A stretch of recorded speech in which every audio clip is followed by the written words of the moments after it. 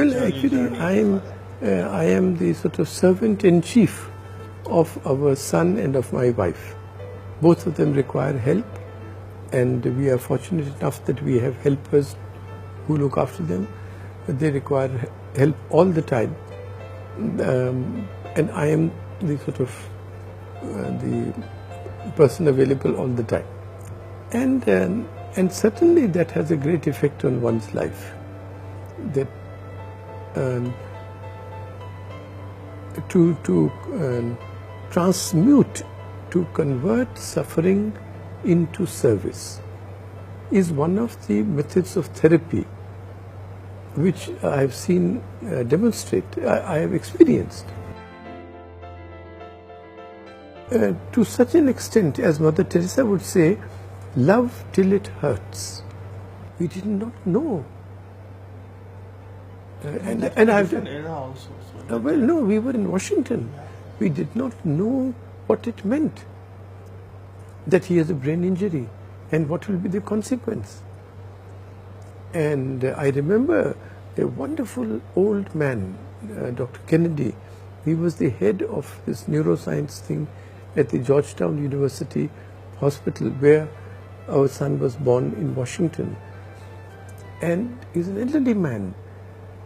And when we were on the second or third day told by a Pakistani doctor that your son has had brain injury, but don't let anybody know that I told you, because I will be out of a job, and whatever had happened. So by that time I had resigned from the World Bank to come back to India, because there was the emergency. I very much wanted to be here for a long time, certainly at that time.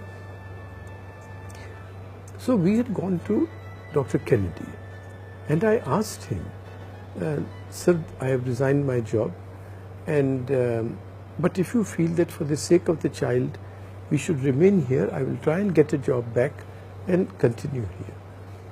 And he gave us advice which was among the most precious pieces of advice I received in my life. He said, you know, young man, I have not been to your country, but I hear that your families are very close, and it is that net of love and security which this child will require as he grows up. And that turned out to be the case. This was our parents' house. We lived with them. My mother-in-law gave up her own entire life and came and stayed with us for 25 years. And it was only because of them that we survived. And our child grew up. He's 42 now, and he has grown up in the fullest confidence that his word is the law. He is the king. And to such an extent that, as you saw in the book, I don't know if you were there in the book, so he blessed the Dalai Lama. Yeah. So we have, those photographs have become sort of for us treasures of the family. Difficulties increase, as our difficulties increase, it becomes very difficult now. Neither of us knows what will happen tomorrow, and who will look after our son. That's the worry of every person with a handicapped child. And I may die tomorrow, and then Anita will require 24 hours help to look after herself and our son. And today she cannot sign a check. So we've had to set up a trust so that her sisters and her brother and Mrs. Bimal Jalan, her closest friend, they can then operate all our savings on behalf of my wife and their child. So these special problems are arising now as we age. Life, his difficulties certainly endow one with a sense of proportion. Supposing somebody abuses me on this damn fool Twitter or social network, how does it matter? Supposing I'm dismissed from my job in the Indian Express and I feel that my tongue has been pulled away, but I see my son, he can't even speak. So I get a sense of proportion. I think one is to serve them unconditionally. Do not sit. Service must be non-judgmental, because the mind gives us so many reasons for not serving. Yes. So you should recognize them, that they are excuses which the mind is manufacturing.